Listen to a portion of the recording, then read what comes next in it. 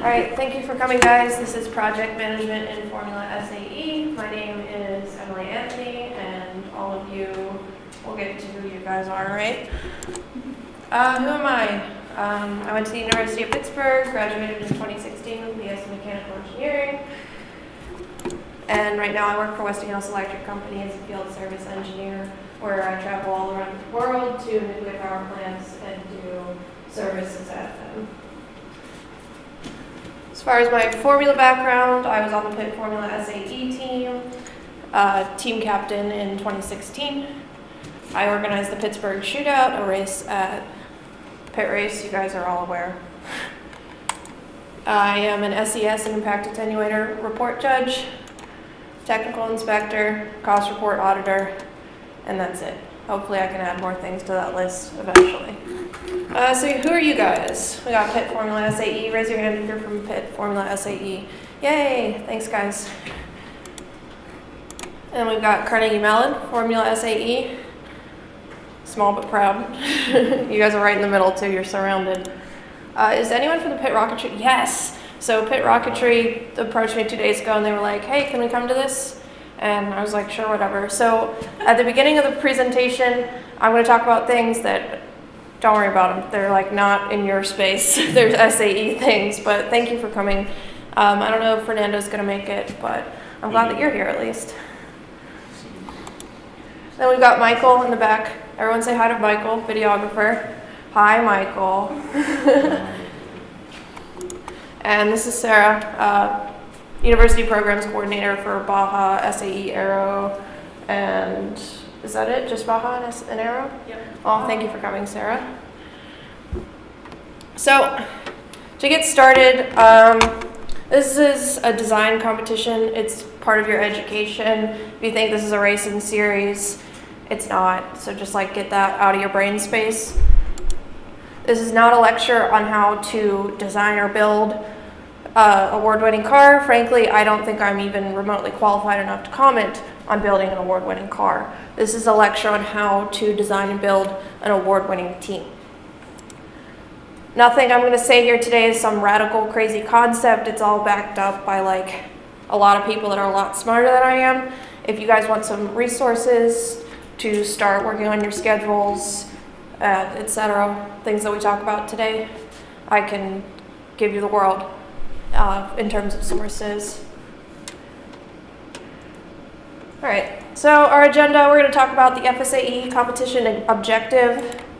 We'll briefly comment on changes in the 2019 SAE competitions. And then we'll talk about what is project management. Talk about integration and scope, time management, and quality and risk management. And those things will make more sense to you as we get there. Any questions so far? Comments, concerns? Cool. And we'll do some closing thoughts and a little bit of discussion. All right, we'll start with the Formula SAE objective. The Formula SAE series competitions challenge teams of university, undergraduate, and graduate students to conceive, design, fabricate, develop, and compete with small formula-style vehicles. That's like verbatim from technically the old rules. I don't know if that language is still in the rules, but we're still going to use it. For 2019, we've had a lot of changes in Formula SAE, which is really exciting. I'm not going to cover all of them because I don't even know all the changes, but we're going to talk about how the rules were completely rewritten. For you older members, I imagine it's really frustrating to go through the rule book right now. I still can't find things that I know that are in there. So to help you guys out, introduction, Section A, administrative regulations, and Section D, dynamic event regulations, have been merged into two sections: general regulations and dynamic events. Section A has just been renamed to Section AD, administrative regulations. Things have been rearranged, but it's primarily the same content.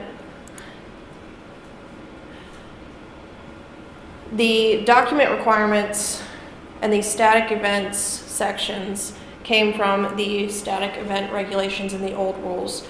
So if you remember from the old rules, the static event regulations was a really long section that kind of just jumped all over the place. What they did is they split it up. So they have the document requirements and then the actual static events and how they're supposed to be run at competition. Then they split the section T, technical requirements section, into two sections. The technical requirements, which is like your chassis, impact attenuator, other things like that. And then you have your vehicle and driver equipment, your harnesses, I think like roll bar padding and stuff like that is in that section. Helmet requirements, gear requirements, etc. Internal combustion, it's the same. It was a pretty well specified section before. EV, same thing, just parallel. There you go, Aiden. We got the EV representing today. And then technical inspection is a new section where they have taken from the technical requirements, the static requirements, the dynamic requirements, all over the rules and spelled it out clearly for technical inspection. And my favorite part is that they removed the alternate frame section of the rules. So it's a little bit shorter. I think it's much better organized. The wording is a lot clearer than the old rules, but it is a little bit hard to navigate, so hopefully this helps you guys understand just a little bit how this got rewritten. They just released a version 2 of the rules October 3rd-ish, so if you're still using the June rules, stop doing that. Use version 2. So, changes. No more business logic case, which I was really disappointed to see, but I understand why it left. The business logic case was a one-page document. It was a document submission that basically laid out your marketing, finance, engineering brain space for your mock company. But it's gone. The max allowed voltage in EV has been increased from 300 to 600 VDC. Are you guys gonna make that jump this year? 400. You're on a 400? That's probably a reasonable thing to do. That's exciting. All teams must report to post-tech after completion of endurance. They took this from Formula Student. I think it's a great thing to include in Formula SAE.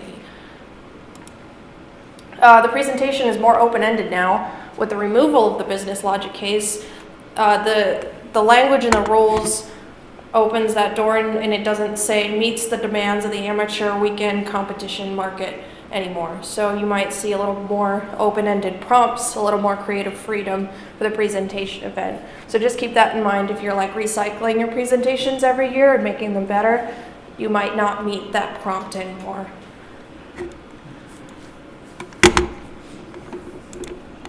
Formula North was just acquired by Formula SAE. I'm so excited about this. This is great. And now they are Formula SAE North. So registration for that is next week, like the 24th or something. Yeah. So just keep that in your mind. Is now a Formula SAE competition, not a Formula Student competition. Then we have new structural equivalency spreadsheet and impact attenuator data report templates, which was a long time coming, and it was an exceptional amount of work. So to navigate this new SES, it's a terrifying thing when you look at it for the first time. I have conveniently added a tiny URL to watch the hour-long video that Skitter Yeager has been kind enough to put together for us, giving you a tour of the new SES. So write that down. It is an unlisted video on the SAE Collegiate Competitions page, so it's going to be very hard for you to find if you don't follow that URL. Formula SAE has posted it on their Facebook, FSAE Online, and a couple other places, but just write that down, watch it.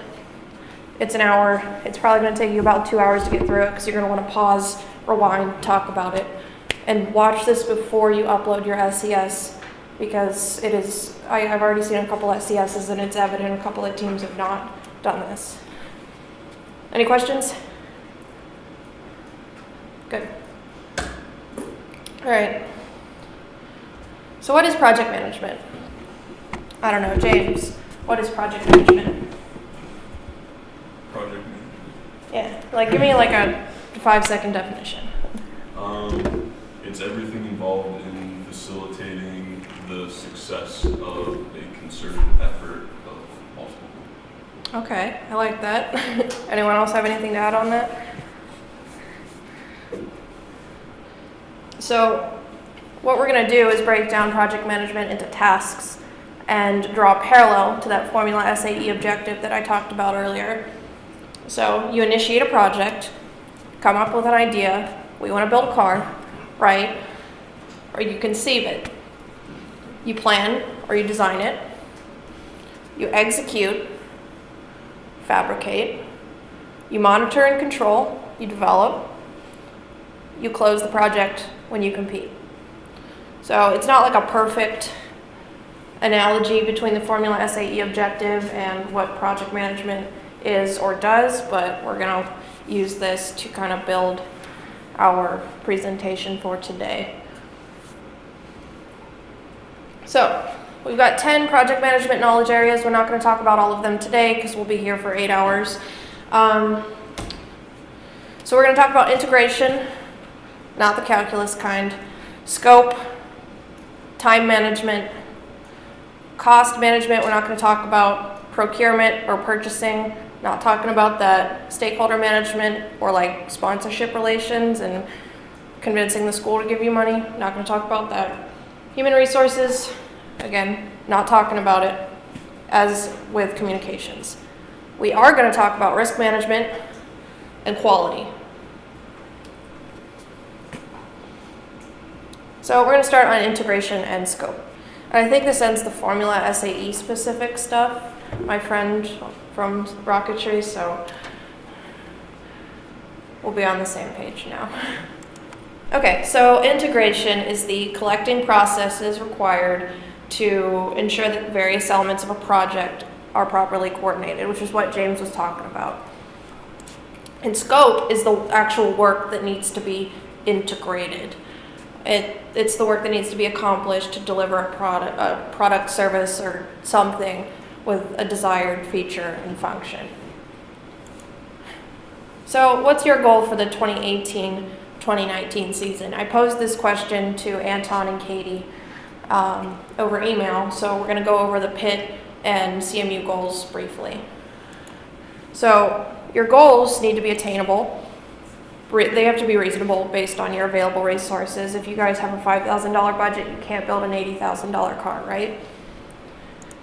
They have to be definitive, concrete terms. They have to be specific and quantifiable. If you can't measure up to it, how can you reach it? And obviously within the bounds of Formula SAE, Formula Student, and your university's rules. So we're going to go and explore what the difference is between a goal and a plan, because these terms get used interchangeably and they are not the same thing, and briefly touch on bad goals versus good goals. A goal is the end to which an effort is directed. It is your finish line. A plan is a method for achieving an end. It's your path to that finish line. So bad goals for established teams, such as yourselves, are build a car and attend competition. Those are givens. That's a part of your project, right? Good goals for established teams, such as Pitt and CMU, 10% point increase in all events, reduce vehicle mass by 25 pounds, stuff like that, that you can quantify and measure up to from previous years and improve instead of just finish. So, goals for 2018 for CMU was to design and build a reliable car that will finish endurance. And that was something that you guys were struggling with, right? You had transitioned to EV in like 2014 or 15. It's really hard to pass EV tech. It's really hard to get a car to competition that's competition ready. So that was a good goal for the place that you guys were at this time last year. You wanted to finish the car earlier than a week before competition to get some more driving time in, and that is reasonable, especially when you guys were struggling with getting the car done at all, passing technical inspection. To get a car running, driving, and ready for competition a week before is a really important accomplishment. So in 2018, they were able to compete in every dynamic event at both Formula North and FSAE Electric. And their manufacturing timeline, and it got held up, but you got some driving time in, right? I don't know how much driving time you guys really got in, but you were able to go up to pit race and drive before Formula North. So looking at the goals and the results, I think that you guys did it, right? And in Katie's email, she didn't mention this, but they got first place at both Formula North and Electric, right? So good job, guys. You guys were very humble in your email. I'm like, guys, you did great. Let's acknowledge this. So snaps for CMU. So your goals for 2019. Obviously, you guys are in a different brain space than you were 1, 2, 3 years ago, so you need to adjust your goals accordingly. So big focus on data acquisition and system validation for improvements in the design event. You guys got roasted. I think that was the term that Katie used, roasted in the design event because you didn't have any data to back up your design decisions. So you guys have decided for 2019, more data acquisition, more validation, so you can do better in the design event. And improve competition performance from last year, because although you competed in every event, you didn't win any of the events. And that is a good step up, because last year you had the desire for a reliable car that would compete, and you reached that. Now you need to improve upon that and improve competition performance in each event.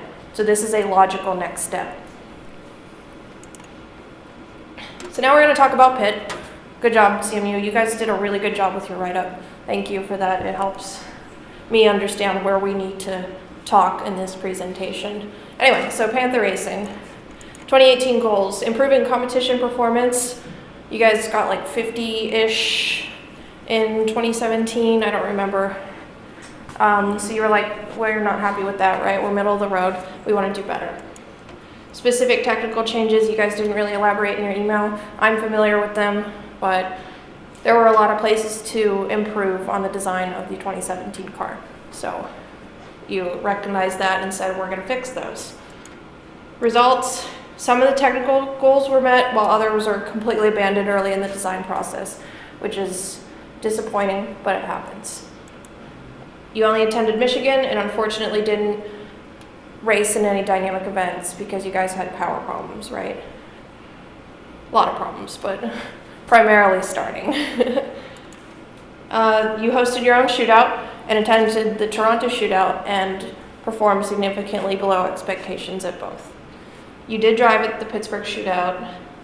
Toronto shootout, you had engine problems. Unfortunately, it happens, right? It's racing.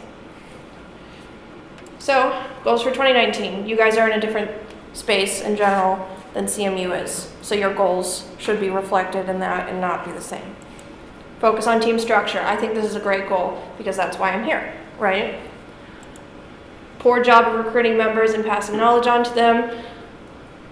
Shortage of skilled members, right? It's every team sings this song every year and it's always a continuous struggle. So if you can improve on that, you will see improvements in your design, in your build process, and in your competition results. Put forward a cohesive effort to catalog the materials for all of these so they don't have to be chased down every year. That's something that I'm actually going to talk about today. This is good. You need to do this. You're aiming to move away from drastic redesigns every 2 years and do incremental changes. This is probably a good route because it is less of a shock on your system, right? You're not relying on things that were designed 2-3 years ago and trying to reinvent the wheel. Instead, you're just making small incremental changes each year. Design change proposals go through an internal approval process. I love this. I assume it's a form and you talk about it in a meeting or something, right? Not a form yet. Not a form yet, but you're getting there. And more monitoring of manufacturing steps we know will take a longer time, which I'm also going to talk about. So your goals are very project management oriented, which I was really glad that you laid them out in this way, because like personally for this presentation, I don't really care what James's specific powertrain goals are. Like if he wants to squeeze 2 more horsepower out of that thing, great, but it's not what we're here for, right? So I think these are great goals. So what are characteristics of good goals? We just went over some fantastic examples of goals. The last time I gave this presentation, the teams they didn't quite understand what I was asking for and didn't really give me anything to work with. So how many of you have heard of the SMART goals method? All right, a couple of you, that's good. So SMART goals, SMART is an acronym. SMART goals are specific, measurable, agreed upon, realistic, and time sensitive. Smarter goals, Archer, you're making a face at me. Smarter goals are evaluated. The progress needs to be tracked along the way. As a team leader, supporting a team with checkpoints and continuous feedback is essential to getting these things done. And they are revisited. At the end of the year, evaluate how these goals were achieved through lessons learned. You need to ask yourself questions like, what would you do differently next time and why? What could you manage easily? What were the main obstacles and how did you overcome them? And what have you learned? All right, so we're going to go over a SMART goal example.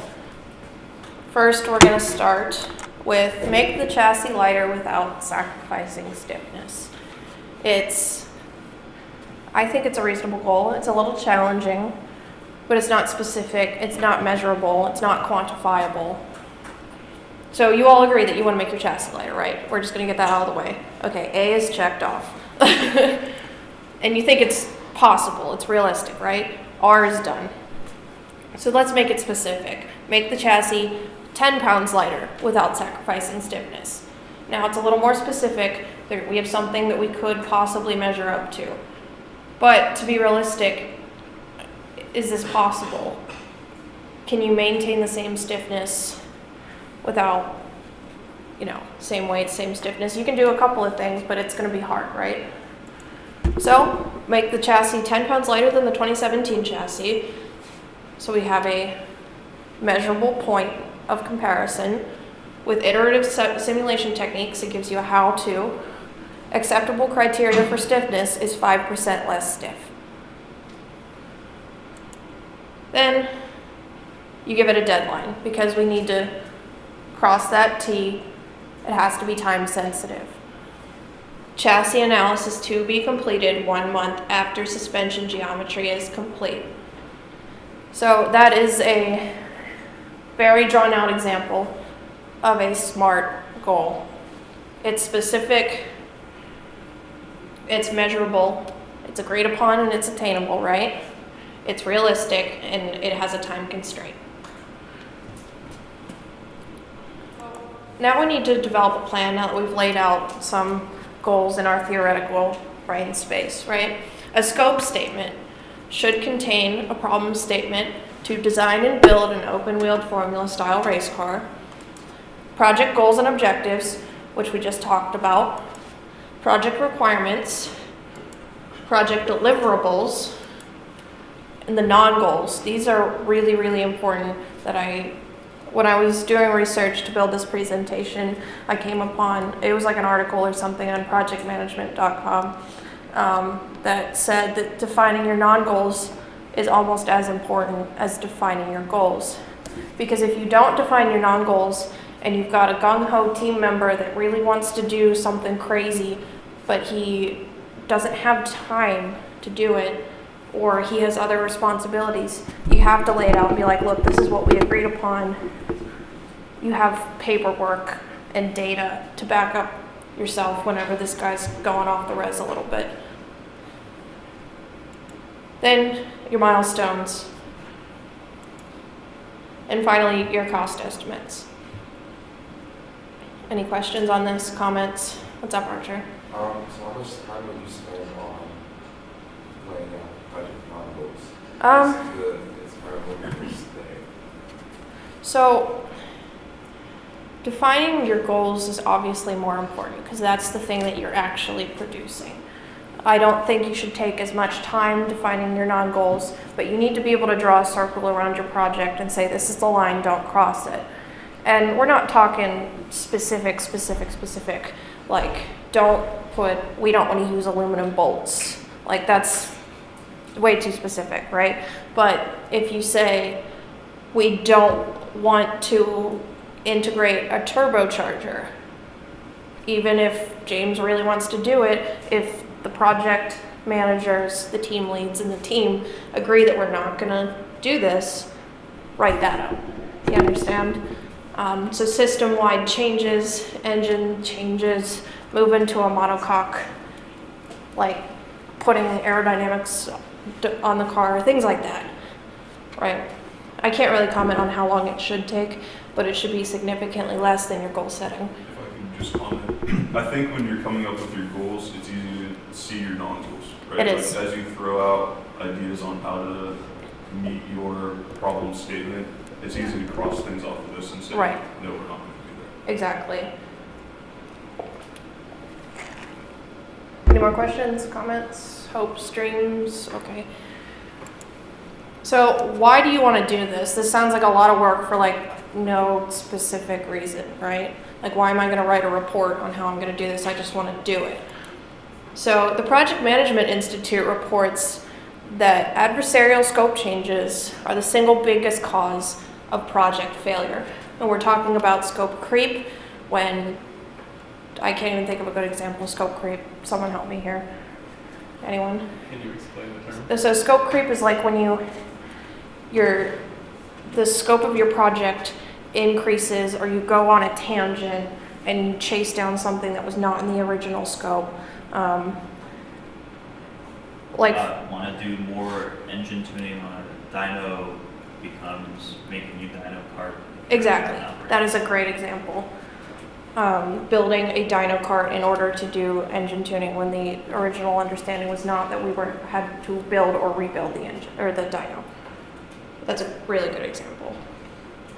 So project killers, poorly defined project boundaries. Anyway, so you got to draw a circle around your project, do your goals and your non-goals.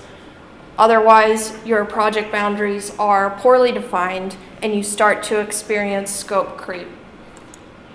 And boundaries that move throughout the project.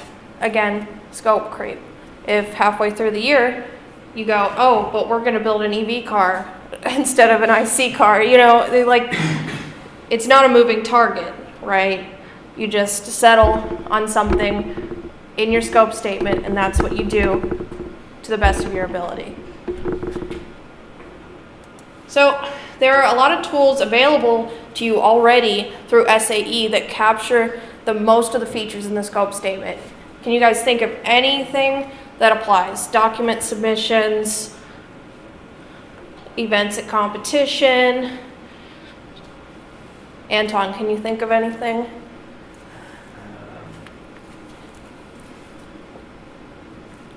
How about you think about document submissions? What's required for competition? SES. SES is one. IA. I'm fishing for one in particular. Your design report. So your design report is a good way to lay out your scope statement, your technical scope. Obviously, this is a project that's not just an engineering project. It is a finance and a project management project. So we're going to talk about the design report. I've read quite a few design reports in the last year. Some are fantastic, some are awful. And I've identified some qualities of good and bad design reports. Good reports, plain language. You're not a salesman. You're not trying to convince the design judge to buy this thing. Treat him with respect, use plain language.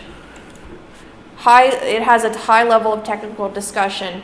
You can use basic language and communicate complicated concepts, right? Don't treat the design judges like they're stupid. Treat them with the respect that they deserve as engineering professionals. Don't make up terms, or if you make up a term, define it, right? Clearly stated project objectives, which is what we just talked about.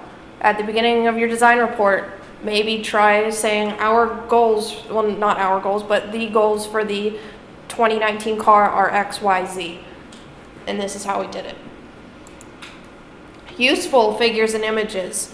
With the design report, you have a one-page supplement to give them whatever you want as long as it's not paragraphs of text. Useful figures. Screenshots of CFD. Layup schedules. Things like that.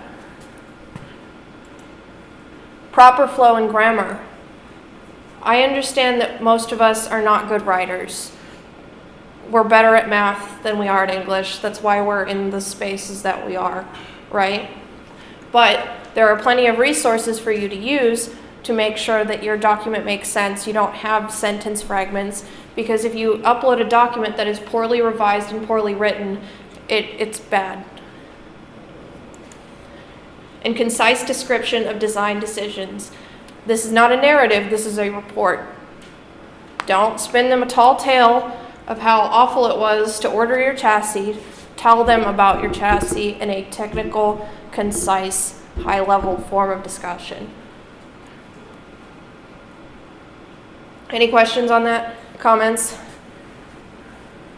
So, in Figures and images What- part of this. yeah. Really, like, you can do a lot there. Yeah, you can. And a lot of teams don't take good advantage of that page because it's so open-ended you don't know what to give them. So in contrast, bad reports contain flowery sales language, obscure or undefined terms. Like the pit team, we used to have a part on our chassis called the supernode. Everyone here understood what the supernode was. I don't know, maybe Aiden knows what it is, but like, yeah. But you two don't, right? So we need to define that term so whoever's reading it is understanding what's actually being said. Useless or poor quality images. Screenshots of JPEGs are not acceptable. A pixelated screenshot of an FEA without any context, a caption, explanation, a reference in the design report, like why'd you put it in? There's no point. Hyperbole or conjecture. This is the best Formula student car that we have ever built. No. Well, it might be, but nobody, the design judges don't care. Save that for the sales presentation. So callbacks to previous years. I actually got in a pretty intense debate with the Lawrence Tech and Kettering students about this, so I put it in yellow because they had great points. Can you guys read that? It might be a little light. So what I mean by this is don't put in language such as, last year we used the CBR 600, so this year we will use the CBR 600. Like, no. You can say, in 2017, the car weighed 700 pounds and that was unacceptable, so we made a goal to lose 250 pounds. That's an okay callback. There's logic, reason, engineering decision in there, right?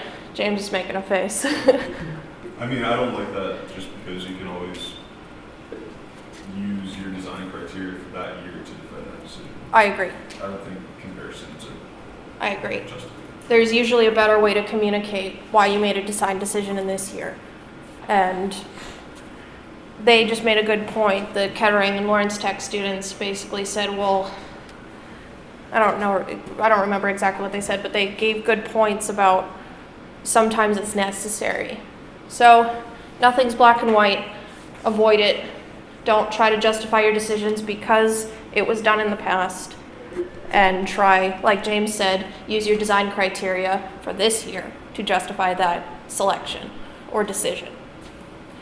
And finally, typos and poor grammar. And I'm not just talking like fragments, spelling errors, etc. I'm also talking tone and voice. This is not a narrative. This is not a presentation. It's a report. Reports should not contain first or second person. The car was designed with this engine in mind versus we designed the car with this engine. You understand the difference? It's not as professional, and you should never address the reader. You should know that this 40-60 weight distribution is the best. Like that, I forget what report I read, but there was a phrase that basically said that. And I circled it, scratched it out, and then I told the team, never do that again. That's awful. So, again, it's a report, it's not a narrative, it's an engineering document. No first or second person, look for typos, grammar errors, okay? So, technical writing resources, because obviously we might not be the best writers. The Purdue Online Writing Lab has a document called Professional Technical Writing. Read that. Pat's Corner, Pat Clark, who is a design judge, lives in Australia, I think. Really good guy. He has a blog on the Formula Student Germany website called Pat's Corner, and he has an article about design reports. Read it. Go to your professors and say, hey, faculty advisor, can you read over this? Make sure it sounds good. Hey, thermo professor, can you read our powertrain section? Does your university have a writing center? I know the answer to this. For the Pitt team, they do have a writing center. Do you guys have a writing center? Use it, because when we took the 2016 design report to the writing center, the girl told my teammate that she had no idea what most of the words meant, but she made them sound good, and she did. So, because it's really hard to take 10 different voices and make them a cohesive voice for a design report, especially when people's level of writing proficiency is all over the place. So take it to your writing center. There are students, TAs, faculty that can help you that are much better at the English language than we are. Any questions on that? Any questions on design reports? Cool.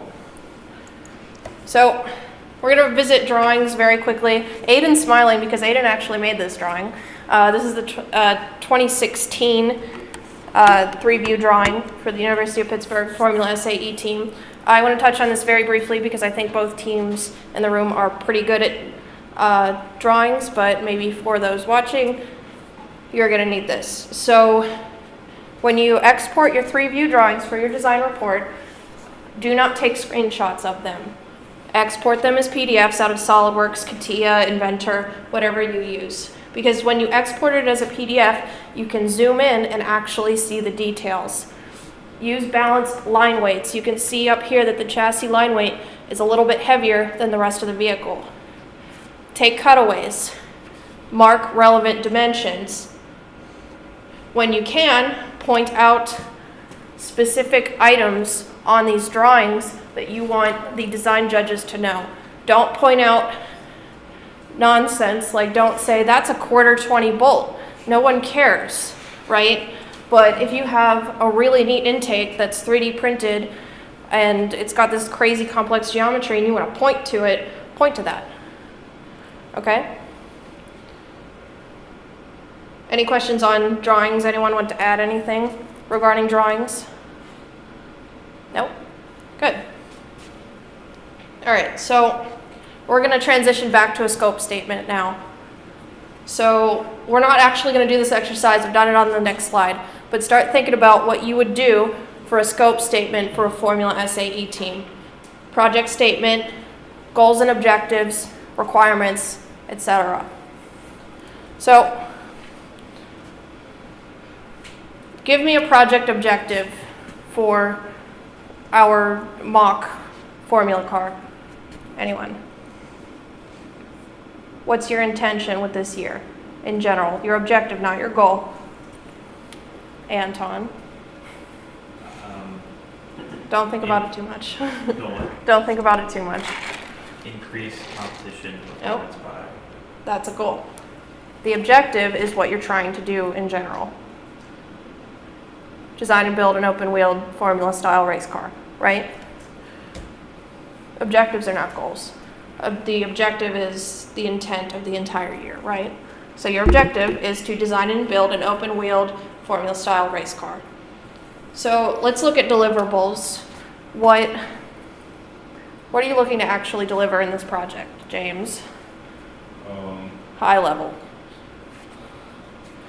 Are you talking still about goals, or are you talking about? Deliverables. Actual things that you are producing. Okay, so steel tube chassis with 4 13-inch wheels. Right, Honda CBR 600R engine.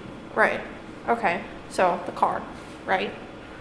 What are other deliverables? Document submissions, your cost report, your design report, your presentation.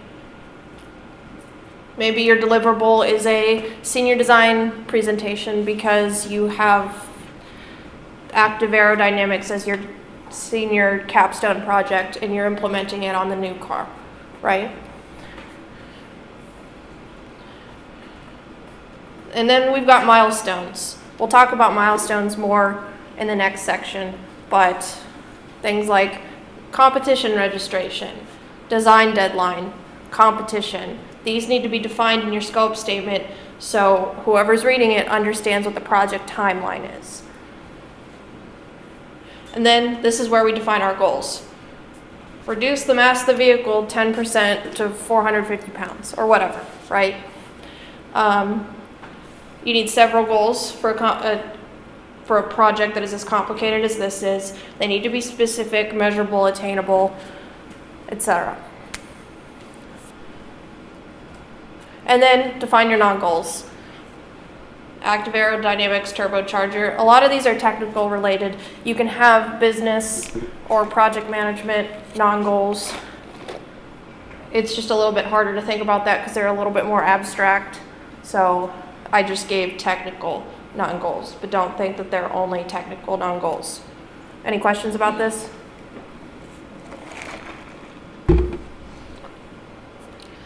So now what? We wrote a scope statement. What are you supposed to do with it? You can keep the project on track and keep members on the same page.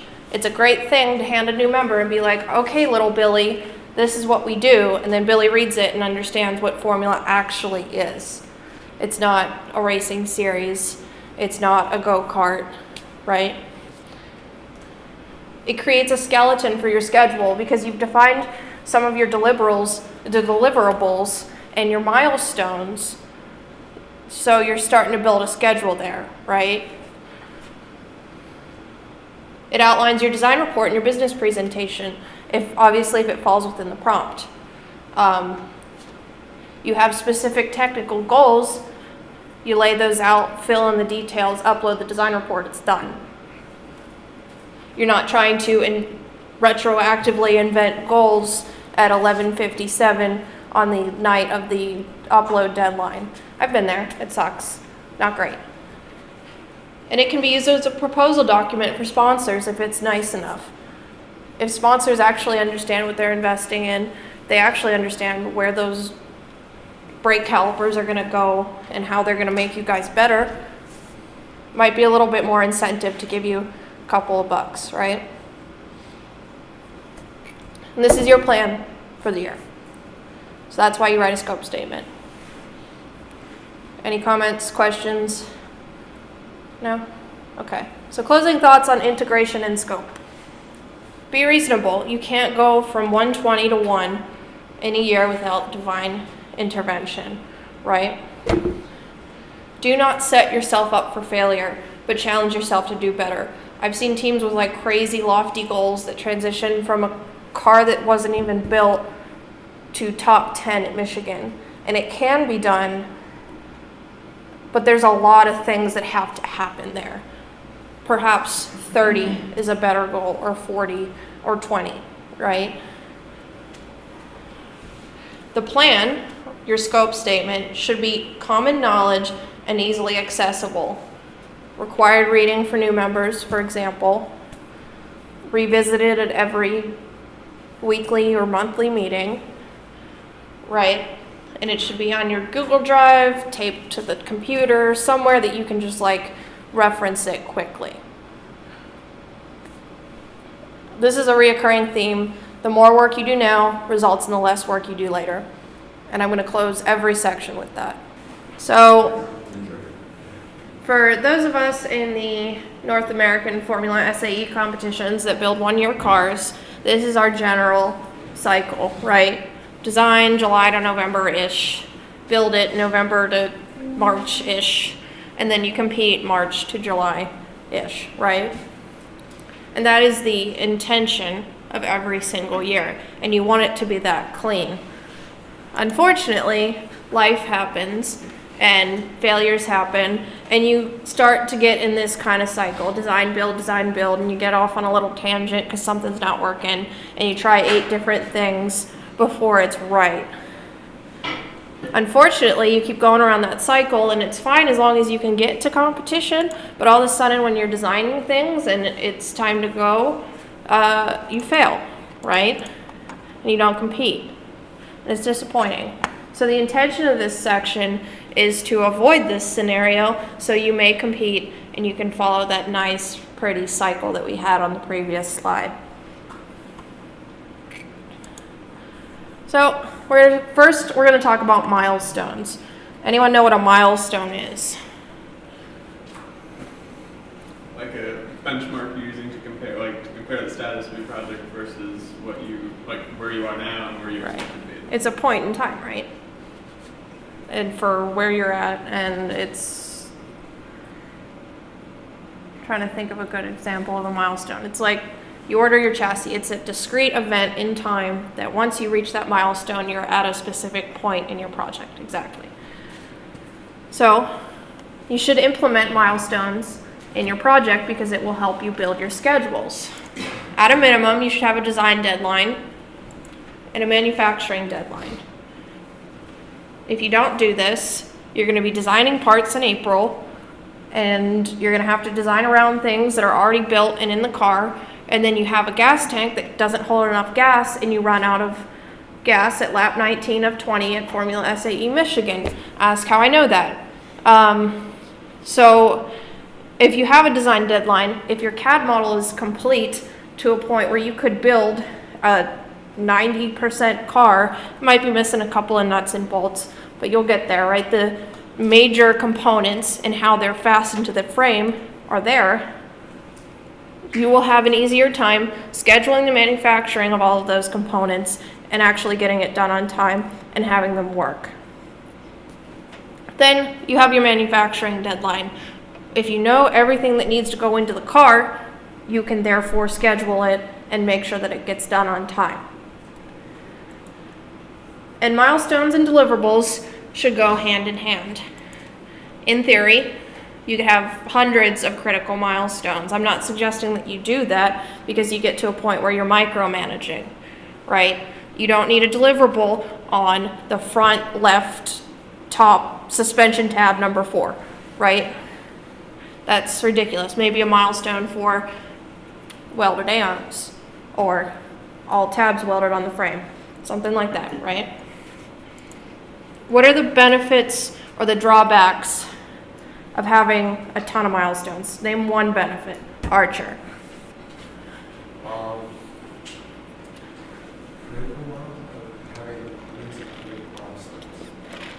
Maybe not hundreds. Let's talk like several. I would say focusing too much on not being able to focus on one at a time. Yeah. Having too much in front of you. Yeah. Late. There's just too much going on, right? Yeah. And then also when you have so many milestones, you know, to communicate with everybody on the team and everyone on the same page, it's going to be hard for everyone to have it on the back of their mind. Right. It should be. And having one place that everybody can see that instead of carry it back to my job. I agree. All right, anyone else have anything to add? Okay. What other deadlines do you think are important other than the 2 above? Rolling chassis. Rolling chassis is a good one. Running car. Running car. Anything else? Those are 2 great examples. Unveiling. Unveiling and a rollout, yeah, okay. And competition, right? That's an important milestone. What are some tools that we can use to manage our time? James. charts. Gantt charts. Anyone else? Calendars. Work structure breakdowns. Yep. Anything else? Project management software. Project management software. That is the catch-all. Good job, Tim. All right. Any questions about that?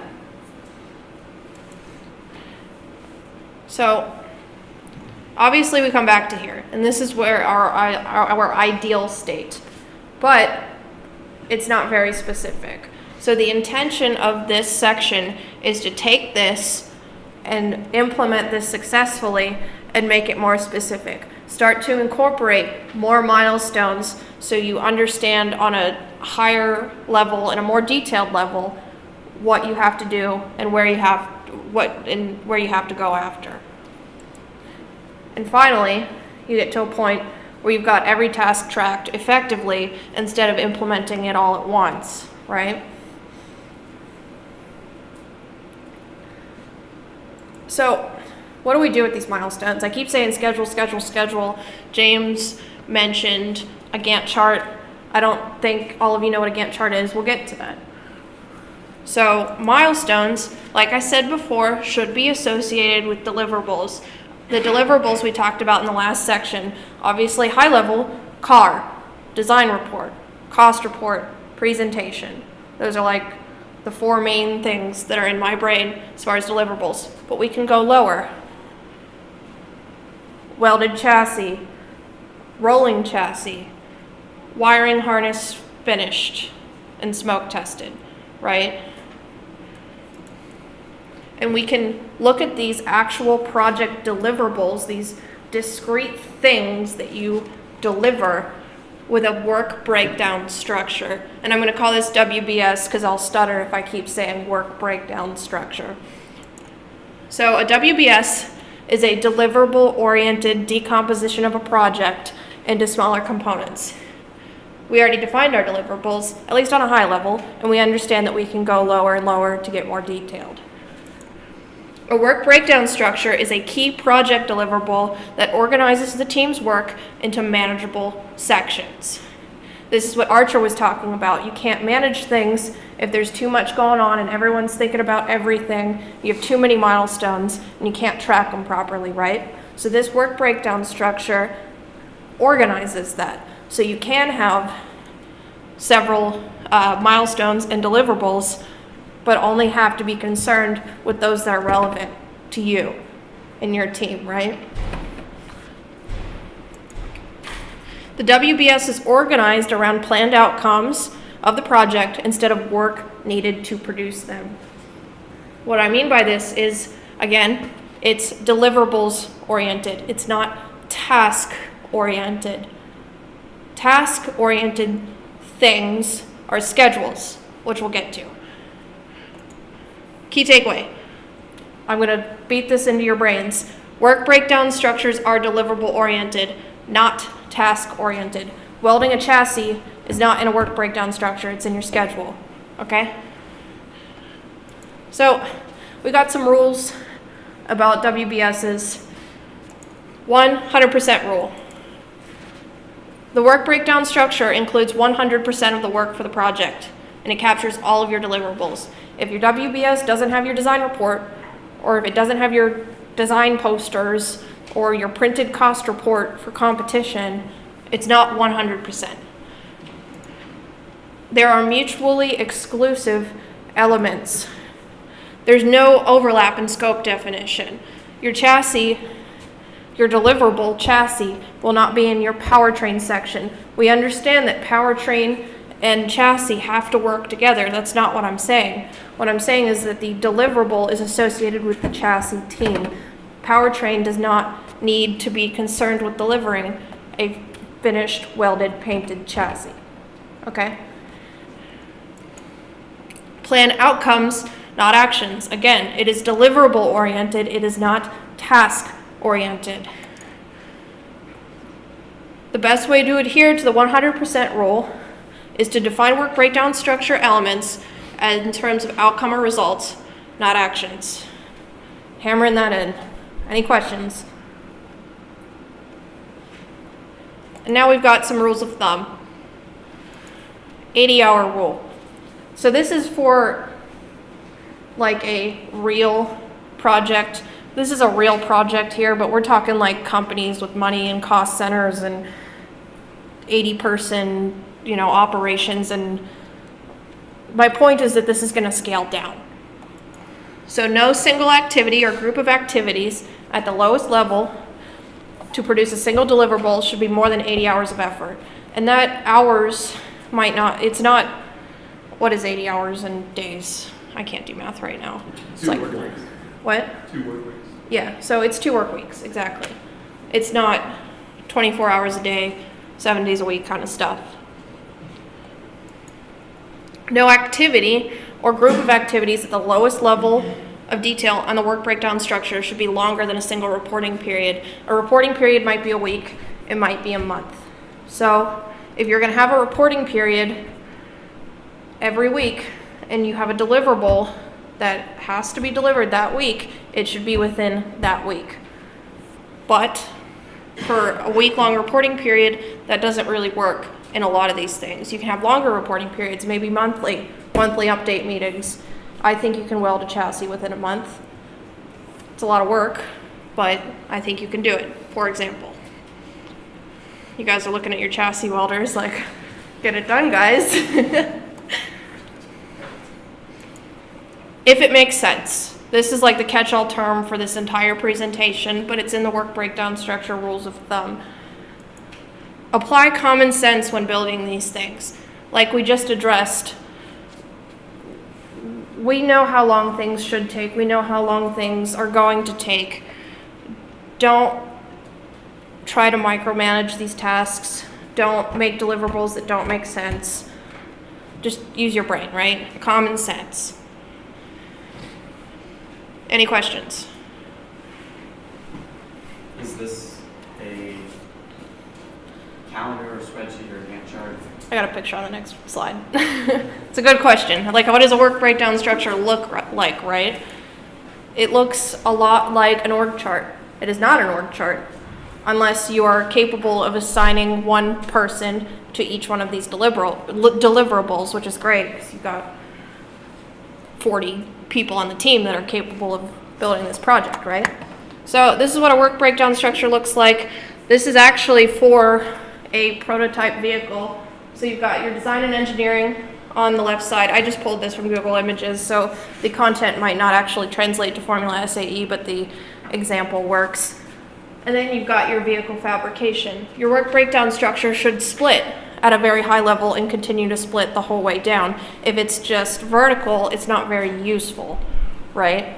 So you should split it, maybe design, building, testing. Our cycle that we talked about at the beginning of this section, right?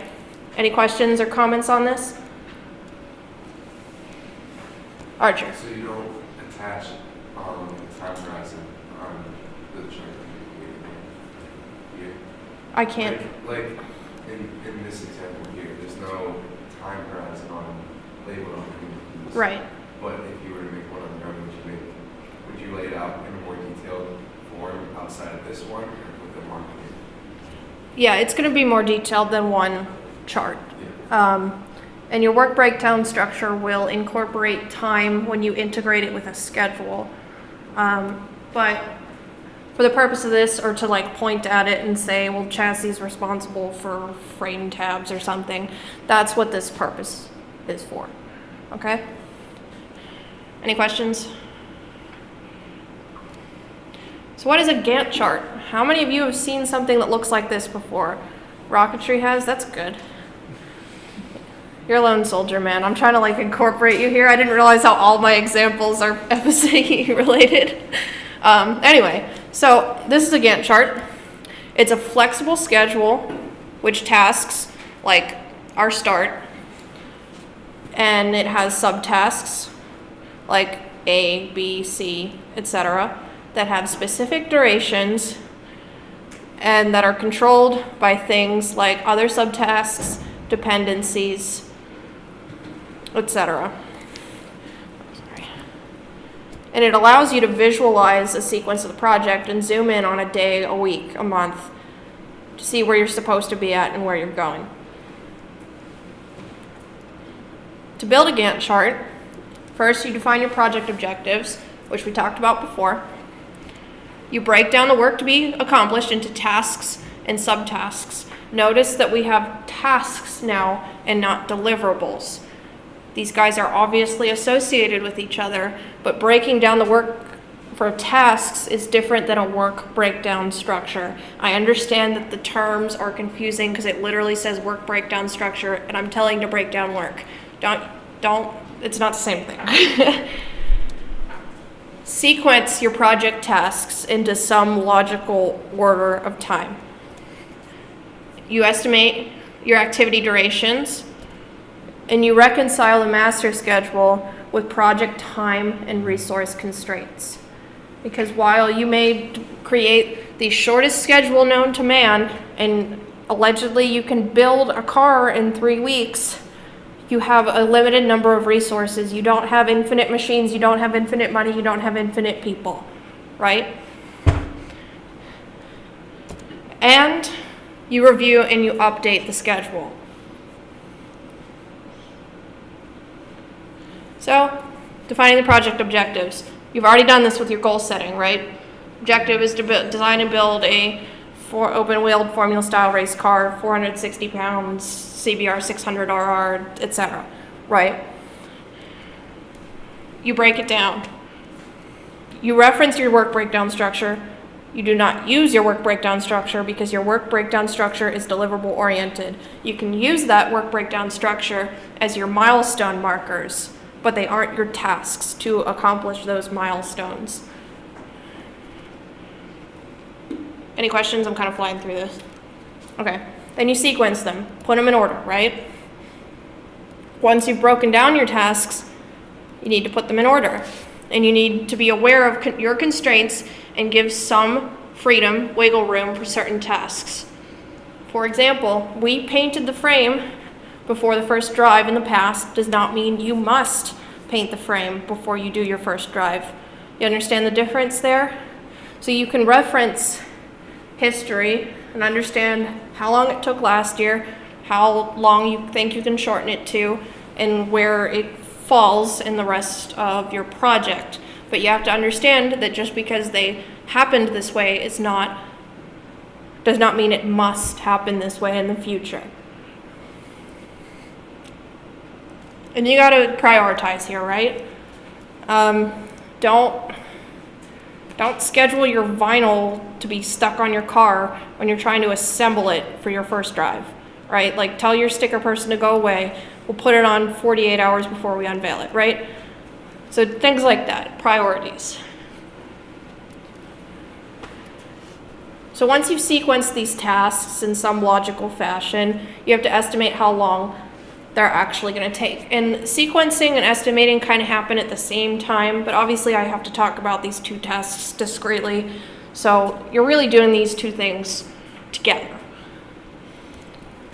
So estimating activity duration is the most challenging part of this, because if you don't have certain data to back up that, there is no real basis for these activity durations, right? So certain things are easily quantifiable.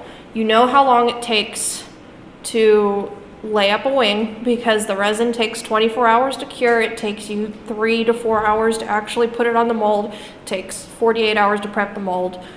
Stuff like that, right? Others are a little more ambiguous. Like, how long does it actually take to weld a frame from 0 to 100%? I have no idea. Right? In terms of actual man hours, probably less than a month, right? James is thinking, how much do you have scheduled for your chassis right now? About a month? Yeah.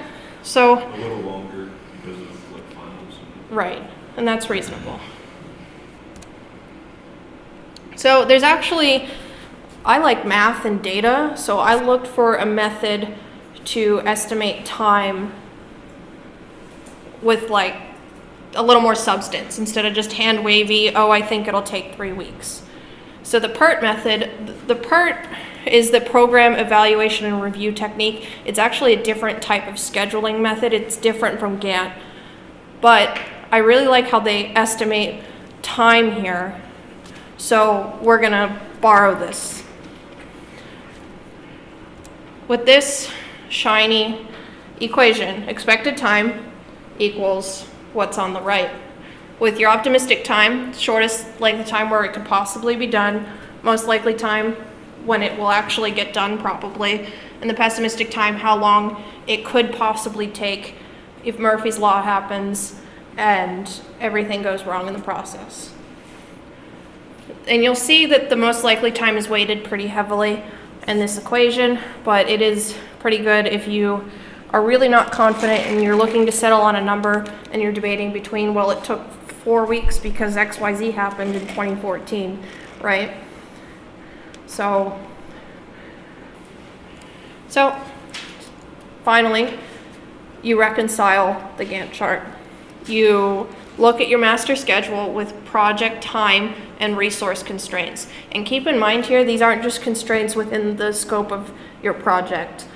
Because we are all students, we could also be employees, we could be parents, and their life happens around us, right? We don't live here. So finals are a good project constraint. And James just mentioned this when they were accounting for chassis welding time. They understood that finals week is in that length of time somewhere, so they added more time to that task. That is good, because you're thinking outside of what's going on just here in our formula space, right? What kinds of things should we consider as resources? How about Rocketry Man? What's your name? Riley. Riley? Okay, Riley. What is a resource? Name one.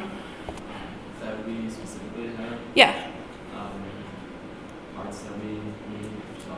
right. Okay, so a resource is a supplier, right? Yeah. Name another one, Tim. Just in general, a resource. What do you consider as a resource? Like education documents.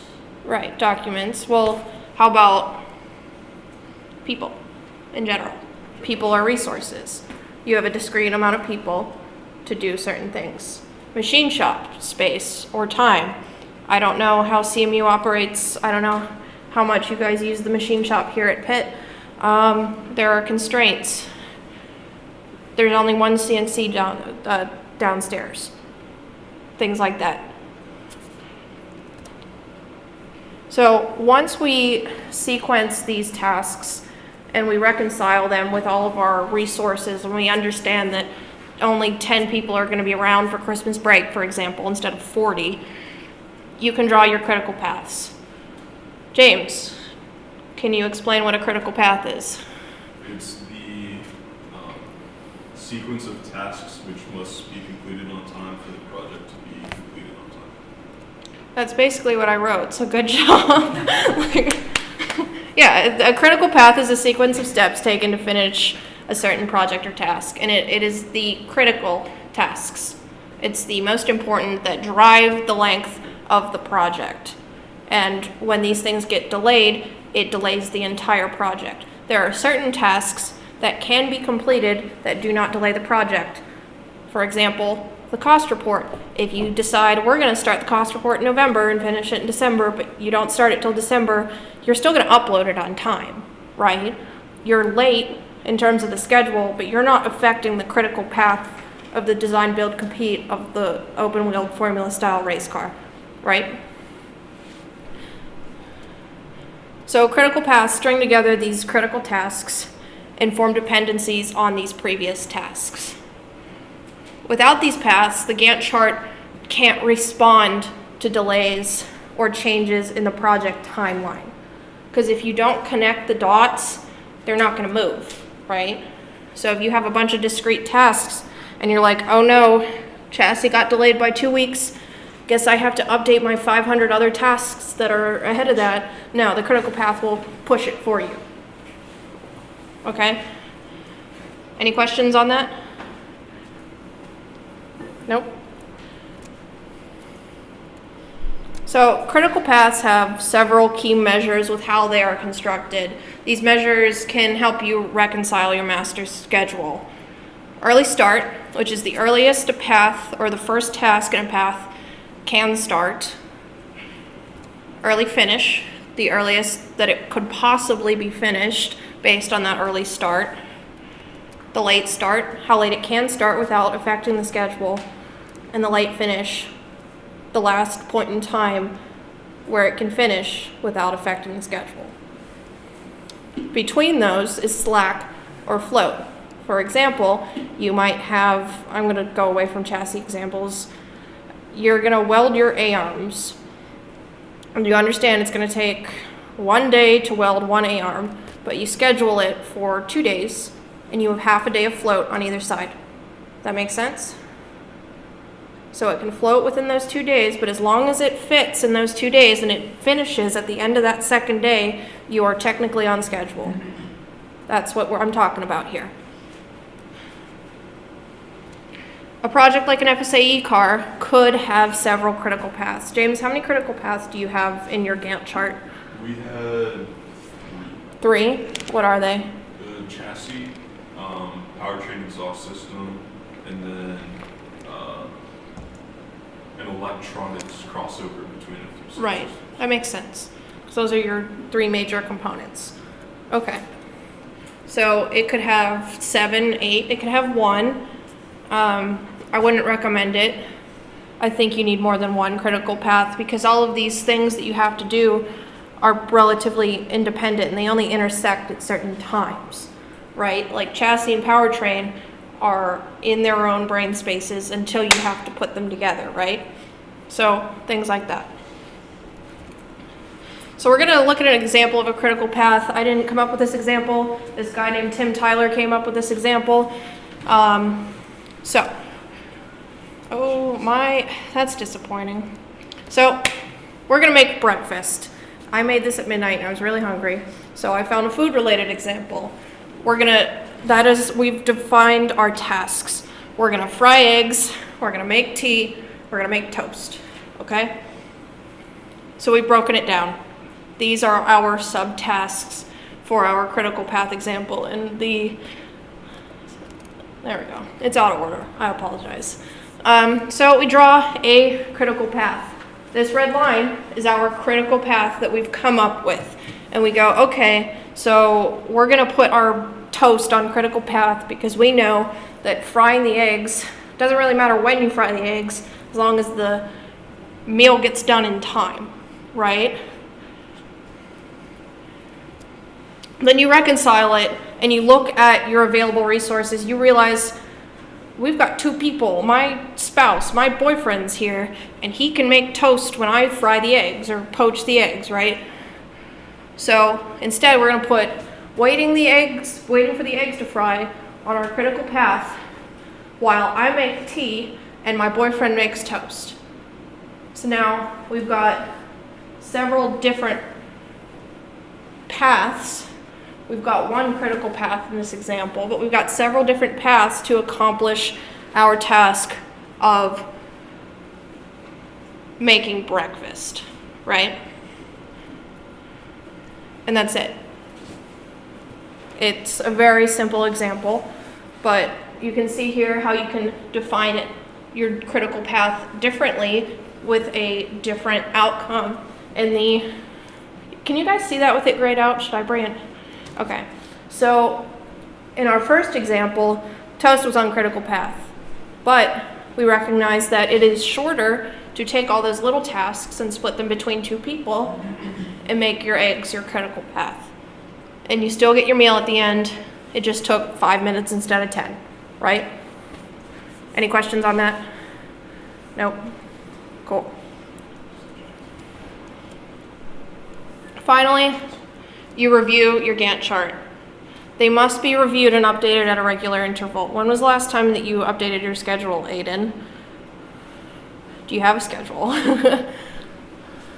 You're nodding, but it doesn't look confident.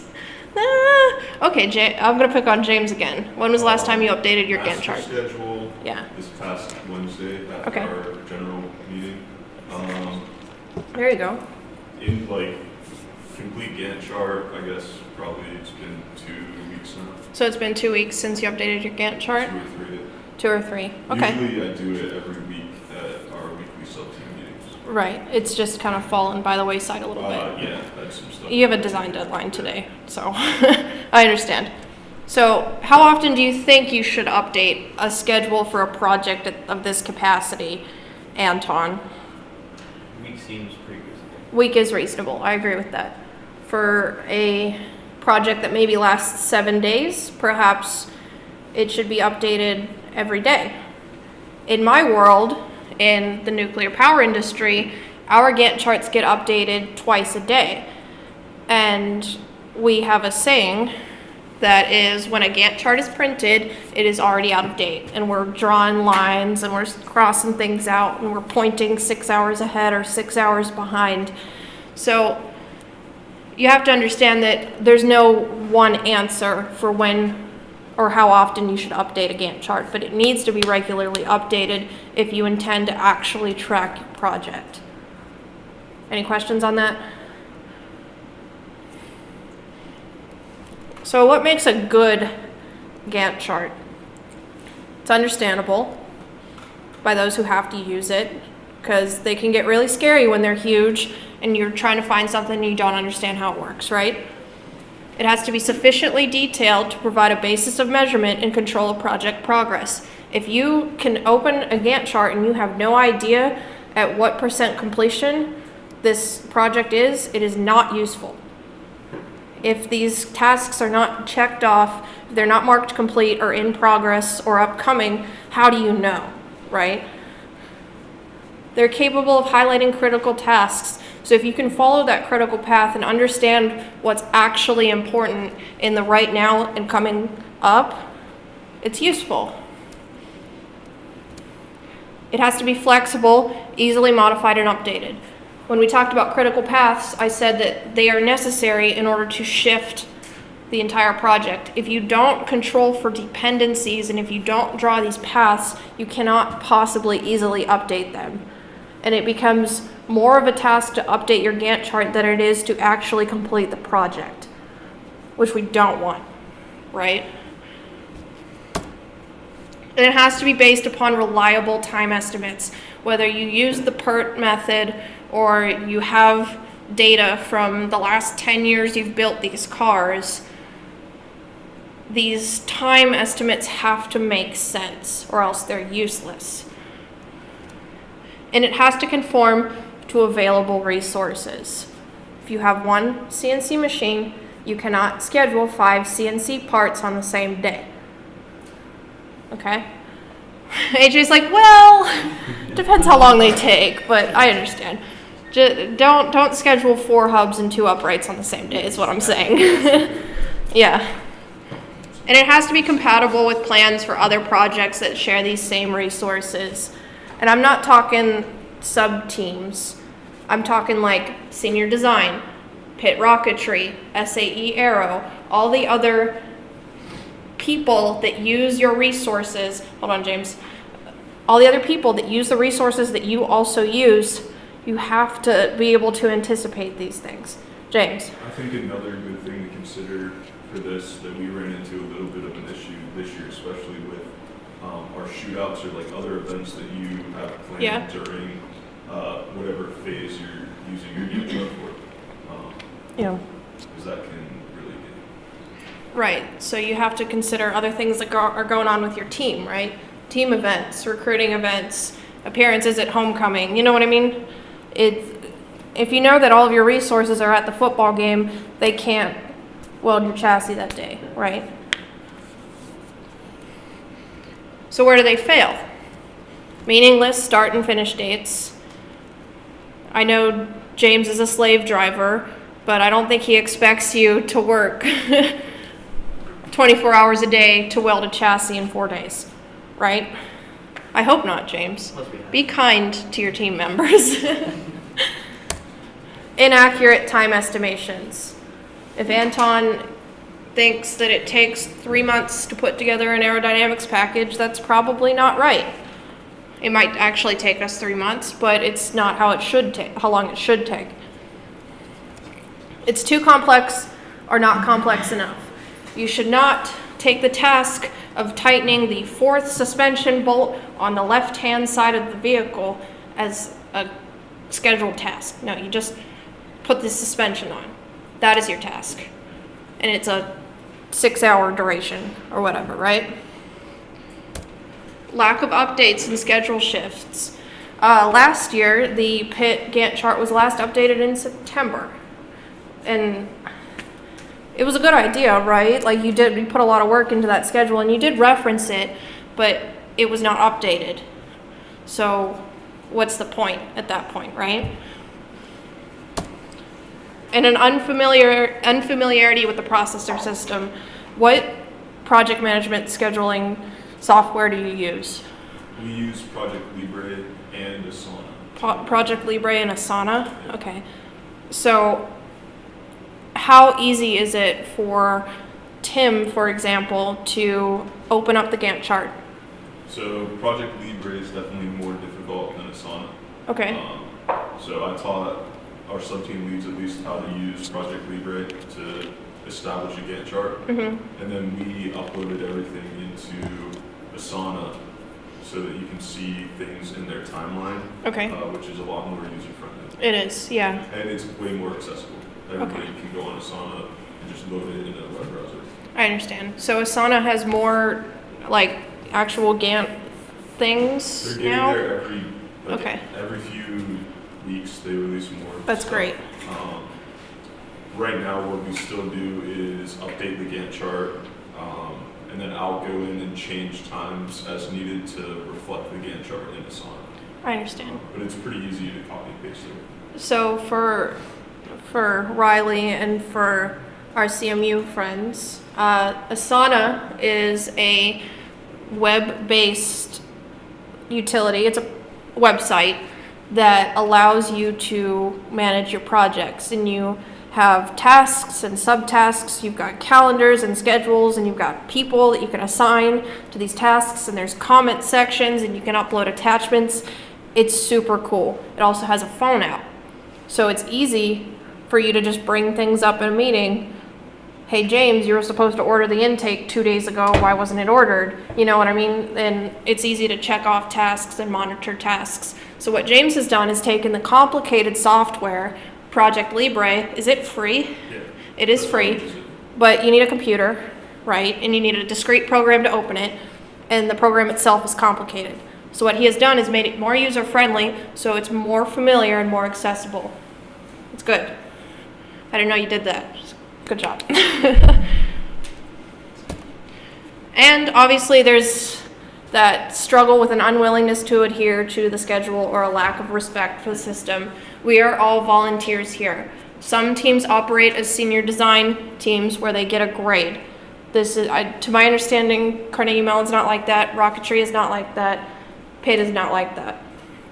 So you have to motivate people who you're not paying to do work that they might not want to do to reach the end goal that everybody wants, but nobody wants to do the work for, right?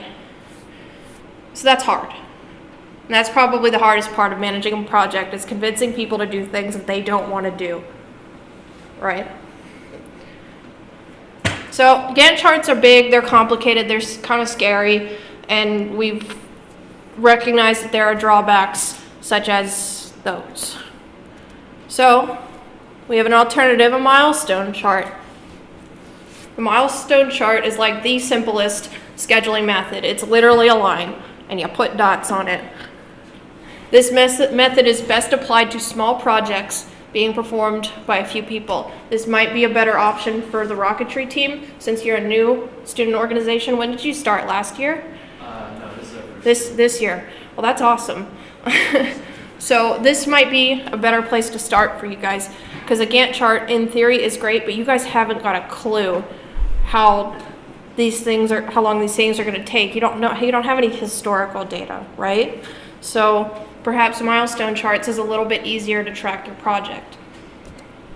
Advantages: ease and minimal cost of preparation. When I say cost, I mean like hours of work. Summarizes complex schedules containing many tasks. Disadvantages: it only shows completion dates, their milestones, It's not task oriented, it's just deliverables, right? And it does not exhibit the interrelationships among these activities. So it is fundamentally different from a Gantt chart, because that is why we use Gantt charts, to draw relationships and track project progress and show tasks and subtasks. This is a very, very general milestone chart. This would be great for planning an event.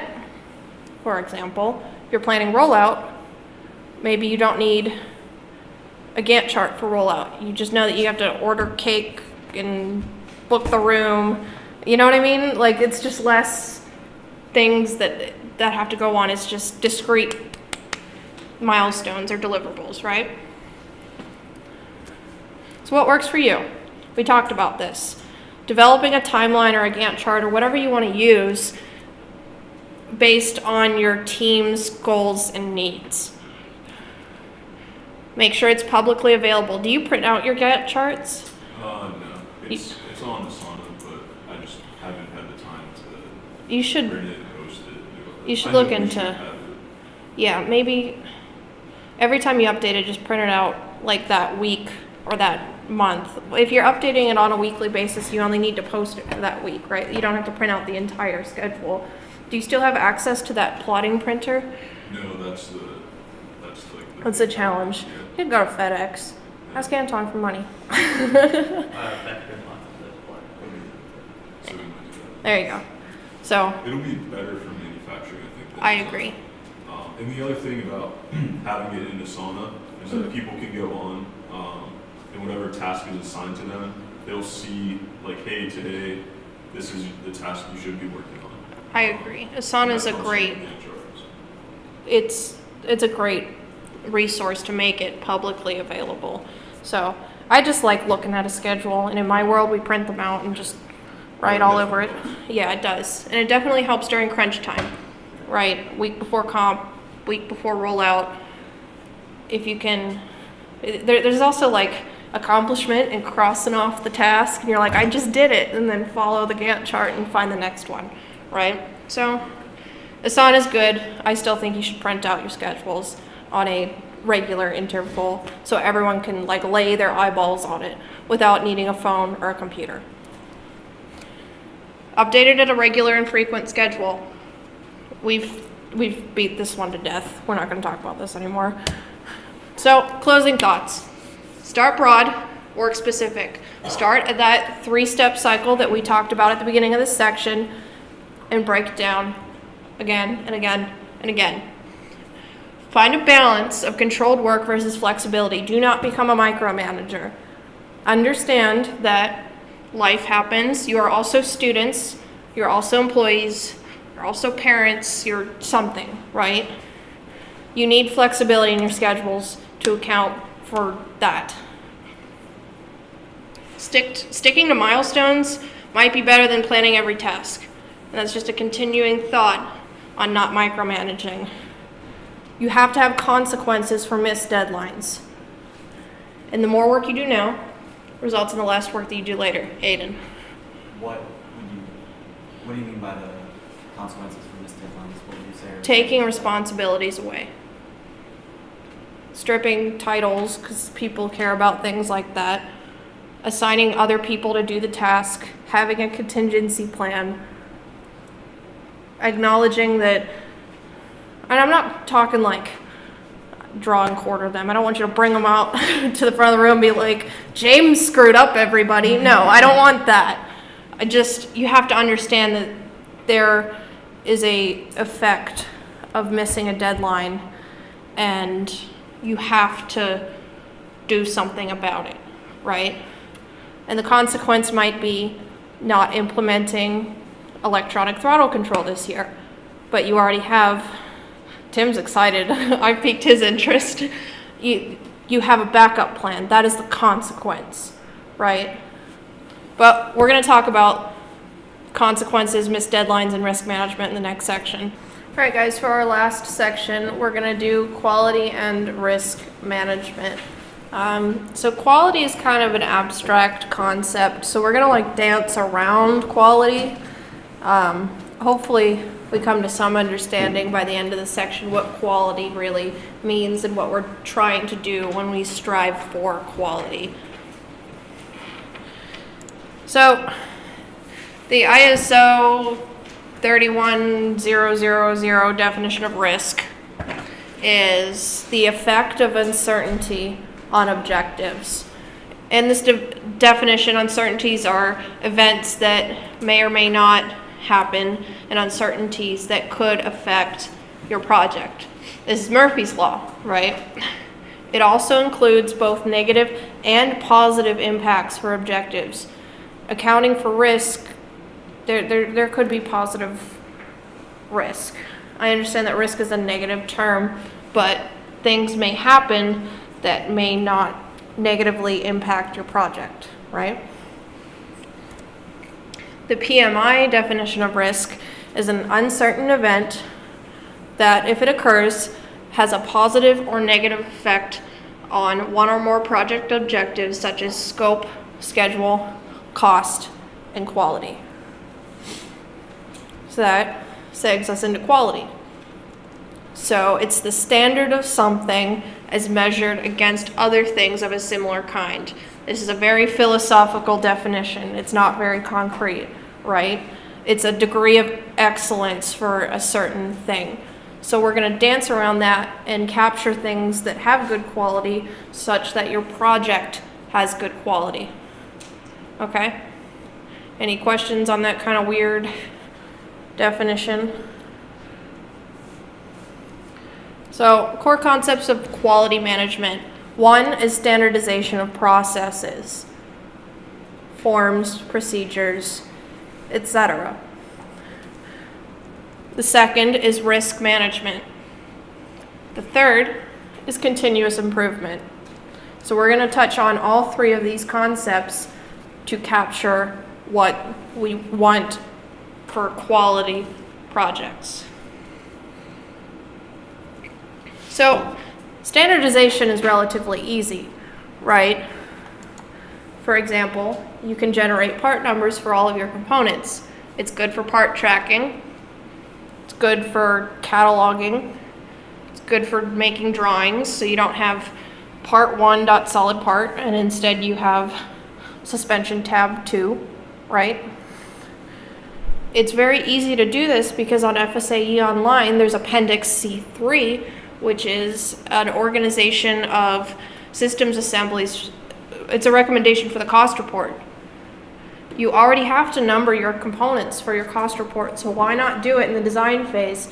So you already have your part drawings and you have everything defined. You have your materials, your part volumes, your processes cleanly laid out on your drawings so that it makes your cost report very easy. At least easier. It's still a ton of work, right? But you have something to base your cost report off of instead of hand-wavy nonsense. Like I said before, you can have CAD drawing templates. For example, a size B and a size D drawing that, or A and C, whatever you want to use, that has Panther Racing or CMR. It has a drafter, part name, part number, date, revision. That's it. Shop organization. Talking things like labeled shelves. It's nothing crazy. Like, I'm not suggesting radical concepts, but like labeled boxes. Foam templates for where you're supposed to put all of your screwdrivers. Things like that. If you standardize where things go and how things are done, you can improve the quality of your project. Because now you know, I know that 10mm wrench is in the wrench drawer because it's labeled, and that's where I put it last time, and that's where everyone else puts it when they're done with it. So that's what I'm going to do. And instead of wasting 15 minutes looking for my tool, I'm going to spend 15 minutes building the race car, right? Document management. So there's a large variety of documents that I'm talking about here. It's not just your document submissions to SAE online. It is collecting all of your SAE papers that you've purchased in the last 10 years and putting them in a filing cabinet or digitally downloaded in an organized fashion. It's organizing your Google Drive, your Dropbox, your filing cabinet, so you can find resources, part drawings, whatever, very easily. It's labeling your invoices, paid, not paid, recorded, etc., right? Any questions on standardization? Not really gonna beat this dead horse. Write things down, make them standard. That's it. So risk can come from many sources, such as requirements. Name a requirement, I'm talking like broad picture for your project. What is a requirement-based risk? Where can you fail? Your engine has to run. Yeah, your engine does have to run, but I'm thinking like big picture. The rules. Requirements-based risk can come from things such as the FSAE rules. It can come from your competition documents, like your real case, for example, has been specified in the student handbook. Not a lot of teams know that, which is terrifying, and they come to real case and they look at you slack-jawed because you asked them to reduce the price of their hub by 20%. And we're like, yeah, we told you 3 weeks in advance. Didn't you read this? So that's where risk can come in, and that will affect the quality of your project. Assumptions. So this is fine. It's gonna work. It'll be fine. Like these are assumptions. Do not make assumptions. It will be fine because I have a backup plan and this is what it is. For example, making an assumption that something is going to go well is a risk. Constraints, time constraints, resource constraints. There is a risk of not finishing a project if no one shows up to build the car. That is a constraint, a resource-based constraint. And conditions. We don't have enough money. There's a huge snowstorm and everyone's trapped and they can't, things that happen or things that are that affect your project. Our shop hours are only 9 to 5. It's a condition of what's going on. It's also a constraint. But you understand. Condition-based risk is also the quality of your project management practices. If your team is flying by the seat of their pants and they don't really have a schedule, you're setting yourself up for failure, but that is a condition of your team and your project, okay? So why do we even care about risk? Why are we talking about this? Obviously we want to avoid risk, but why do we want to lay this out at all? So if you make mountains out of molehills, you'll rarely encounter mountains. What I mean by that is there are a lot of things that could happen that may not affect your project on a large scale, but there's also always that one that could be totally catastrophic. So what I'm going to use here as a teaching tool is something called the severity pyramid. And this is usually applied to safety, but safety it's kind of wrapped up in that risk. So we're going to take a step back and look at risk in general. So for every 600 non-consequential errors in a project, you're going to have X number up the pyramid. So this is like, I forgot to order bolts for McMaster. I'll order them right now. They'll get here tomorrow. Not a big deal. We don't assemble till next week, right? Oh, where did I put my safety glasses? I guess I'm going to have to take 15 minutes to find some safety glasses before I do this. Oh, I didn't print this right. I need to go print this again. Stuff like that makes you miss your step. It causes a little bit of time delay, but big picture, you might not be able to track that problem and point to it and say, that's where it all went wrong, right? Then you've got your minor incidents and your near misses. Chassis was ordered 1 day late. We uploaded the design report at 11:59 p.m. and it's not the greatest, but it's sufficient and it was on time, right? Major events. Oh, we didn't mail the cost report on time. It's 5 o'clock. I guess we're losing 10 points. Good job. We lost a sponsor. You know, I don't know where we're gonna get brake calipers now because they're expensive and Wildwood backed out, for example. These are major events that will affect your project. It will affect the quality of your project. It will affect the result that you get at competition. These are discrete events that you can point at and say, we screwed up bad. And then obviously there's the serious events. Fire, wreck the car, miss competition, injury, death. These happen. These are serious events. And obviously you can't prevent an act of God, right? But if you pick a testing location that is safe, if you design a track that is safe, if you make sure that you have 2 throttle return springs instead of just 1 so that car doesn't drive into the wall, you can minimize those serious events, right? So that's why we care about risk, and that's why we're talking about this, because the difference between missing a bolt and like not going to competition and wasting $65,000 it's a big difference, but you have to eliminate them both if you want to be successful. Okay, any questions, comments? All right, so there's several ways that we can manage risk, but the process to identify risk, are you guys smiling at that picture? I like the terror and the hysteria parts. Anyway, so the process, you identify the risk. You say there is a risk of us not having this sponsorship.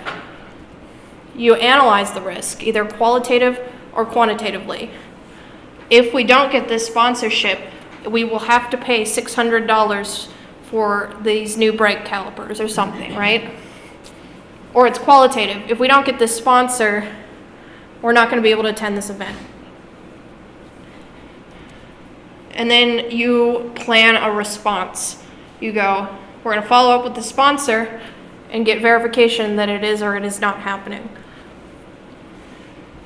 You also have a backup plan. We're going to do a fundraiser, we're going to do a car wash, and we're going to see if we can get a couple $100 so we can buy these calipers if we need to. And then you monitor it, you control it, and you report it.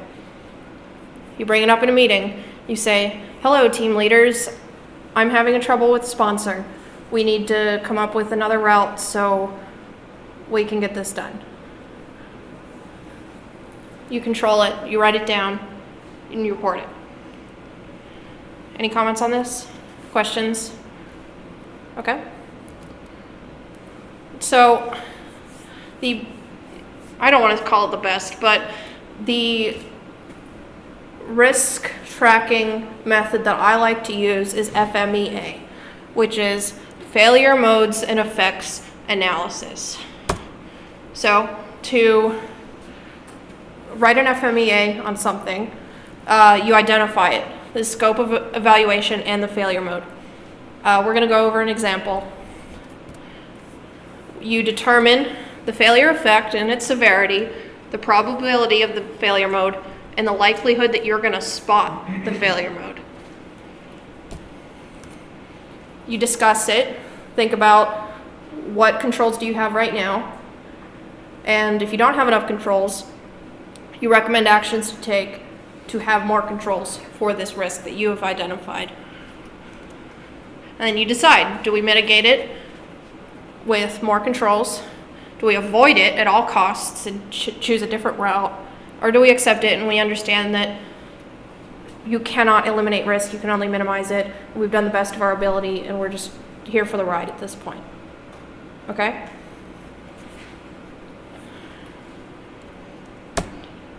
So we have another food related example, so I apologize, Archer. I'm hungry too, it's fine. So FMEAs are typically in like spreadsheet table format. And what you do is you identify your scope. And we're not talking, we can write an FMEA for the entire project, but that's too broad of a scope for what we're trying to do here. So let's look at something closer. So we're gonna make a peanut butter and jelly sandwich and we're gonna deliver it to the customer. We look at the failure mode. What could go wrong? And we're talking design failures, process failures, and other things like sponsor pulls out, we run out of money, things like that. So when you do these FMEAs, I recommend splitting them into design FMEAs. Part fails here, aluminum corrodes, fatigue, heat, things like that, that like design constraints that could possibly cause a failure in this component or subsystem. And then you have process FMEAs like customer changes scope. This obviously isn't for you guys because you don't have a customer, you are your customer, right? Trying to think of a good process example. You run out of money. Deadline changes.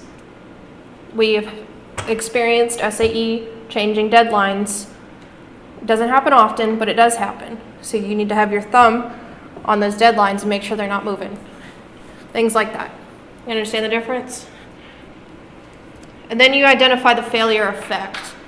What's it gonna, if that bolt shears, the entire suspension buckles and the car spins out and you have a ton of damage, versus if that sponsor pulls out, we just have to pay the money for it instead.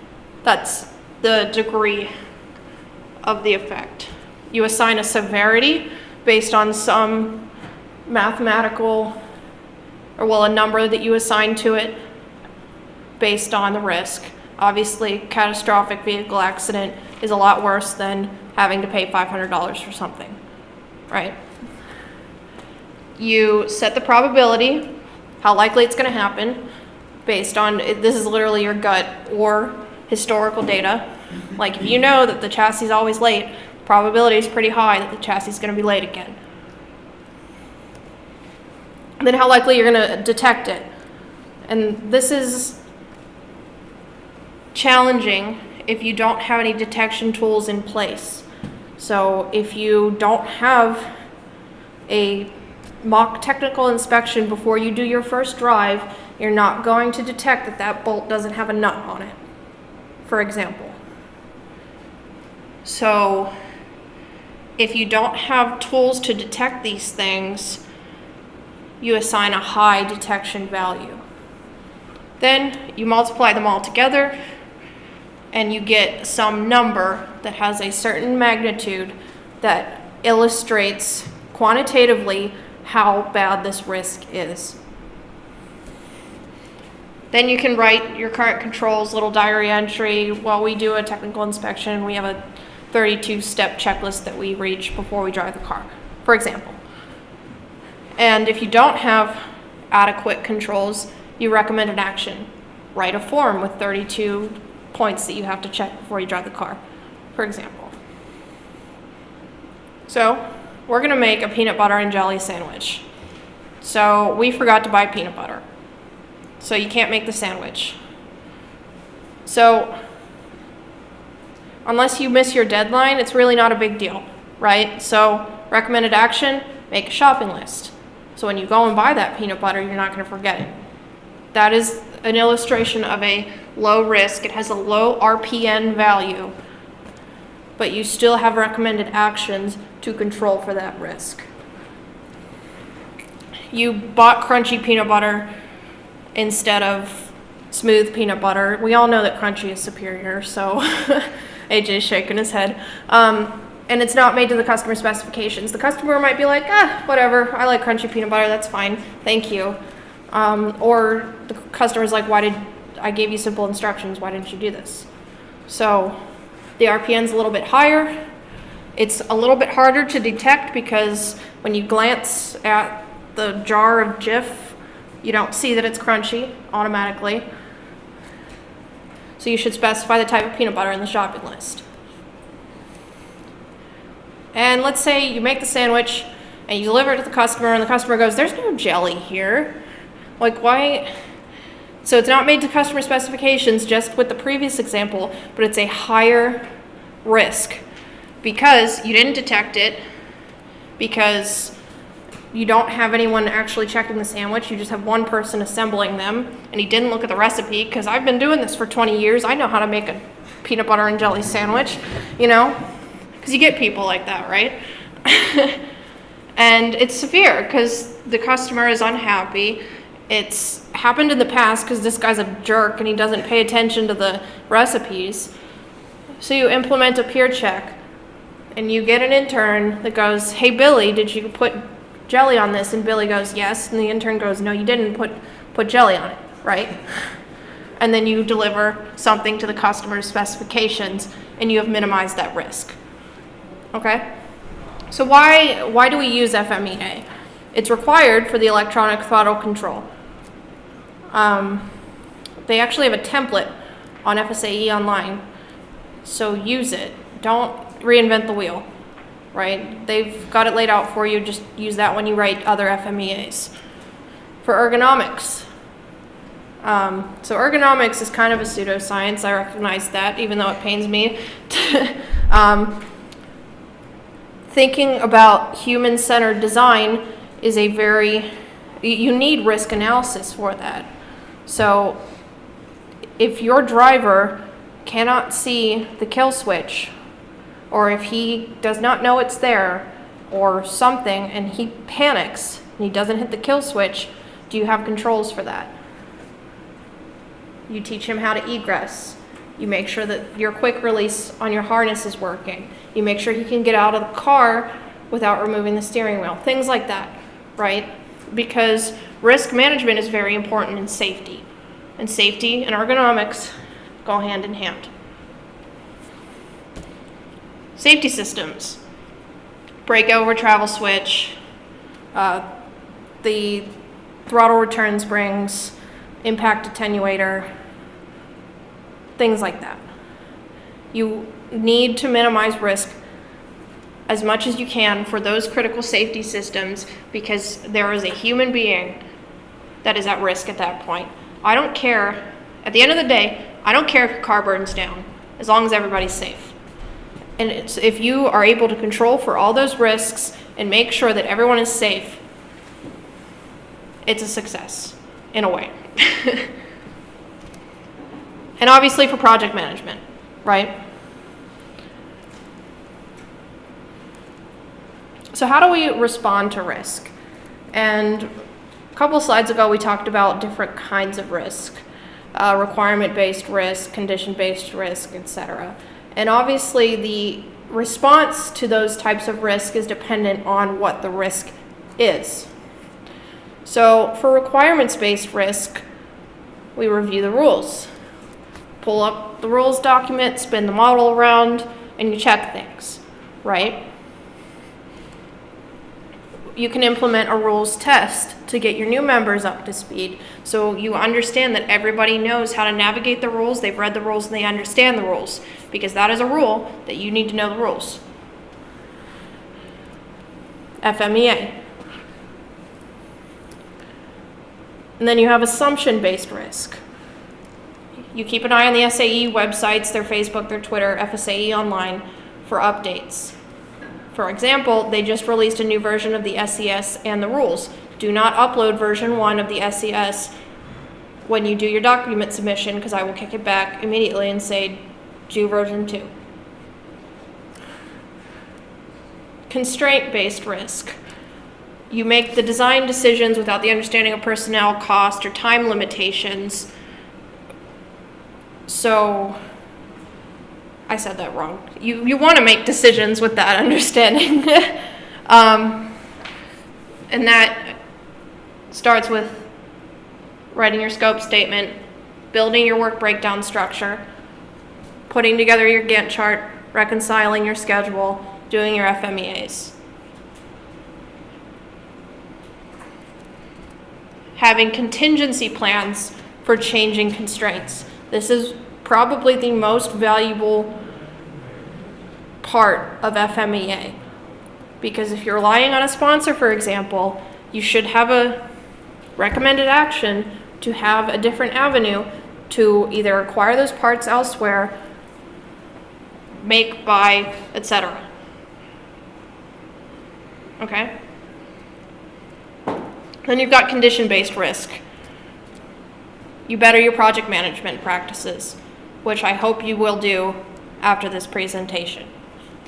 So, once we identify a risk, we deal with it, and at the end, what do? Lessons learned. Because if you do not reflect on something that happened and how you addressed it, how could you possibly deal with it in the future or avoid it in the future, right? At the end of the project, reflect on the past year with lessons learned meetings. I know Pitt already does this. They do at least one a year, but it should probably happen more often than that. You want to document the errors and potential risk-causing events. Write it down when it happens, not 6 months down the road, because you're trying to remember that thing that happened in September and we got confused? Like, nobody's going to know what you're talking about. So in September, send an email to yourself with the title Lessons Learned XYZ, right? Document the incident, the effect, and the recommended action. Then you want to make changes in a process, a design, or a state to avoid this risk in the future. If you don't do this and you just say, this was bad and it sucked and we failed because of this reason, and then it happens year after year after year after year, what's the point? So last night I was looking through old lessons learned documents, and I read the Pitt 2012 lessons learned, and it was singing the same song that you guys were last year. And this is not a Pitt problem. This is a everywhere problem. So if you don't reflect on those lessons learned and actually make changes to avoid these things, you're going to encounter the same problems year after year after year. The top of the 2012 lessons learned was make a design deadline, better project management, build a schedule. And we didn't implement a design deadline until 2015. So there's like a disconnect there that we want to reconnect. So we're going to go over an example of lessons learned. This is actually from the Pittsburgh shootout this past year. James, Anton, Archer, and I had someone else was there. Maybe it was just us.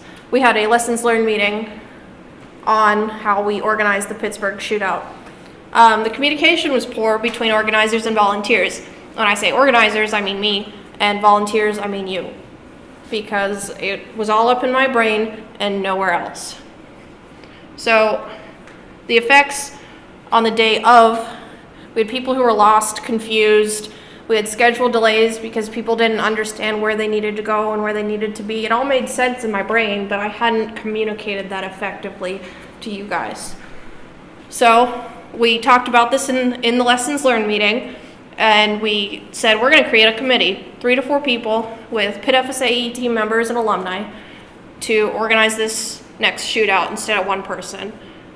We're going to print out more handbooks, make it more clear, and we're going to train the volunteers before the event, have like a meeting 3 or 4 days before and say, look, this is how it's going to go. We're going to walk through the entire day, and this is your responsibility at this time.